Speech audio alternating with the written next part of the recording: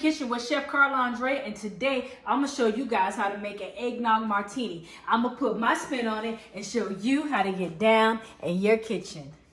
Back, it's fall season. I can't emphasize or express enough how much I love fall. I love everything about it. One of my favorite drinks to drink, whether it's with alcohol, non-alcohol, is eggnog. I can't get enough. Every year, I make sure I try every brand, every type of eggnog, because it's just special. It's important to me. So I'm gonna get into the mise en place. Cameraman, bring it on in. We got some eggnog, we got some rum, we got some vodka, we got some cinnamon. And I also like martinis. I'm not even gonna lie. Vodka's really not my thing, but it's something about a martini that just makes me feel sophisticated and refined. I'm all for it. All right, I'm back. Princess Brooklyn had to go for a potty break. That was the most important thing I could actually do right now, is let her outside so she can potty. So now we're back and we're gonna get into the cocktail.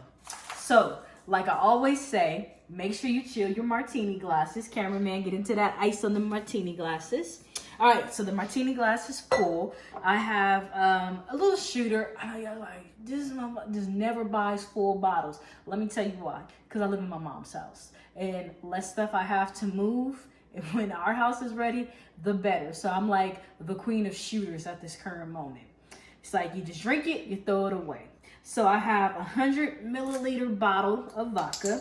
I don't know what vodka brand this is. It was that Total Wine. So I went with it. So we're gonna pour in 100 milliliters of vodka. All right, got it done. Now, remember, I always make 2 cocktails because I have to give my cameraman a cocktail.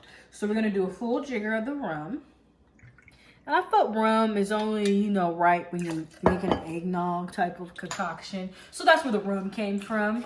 So, it just is what it is. Then we are going to do 5 ounces of eggnog. Okay, there we go. All right. I'm gonna do an extra splash because I love it. I love eggnog. 5 ounces just isn't enough. All right, so we're gonna clear all this stuff out the way. Let's put the top on things. Let's secure it because we know I'm clumsy.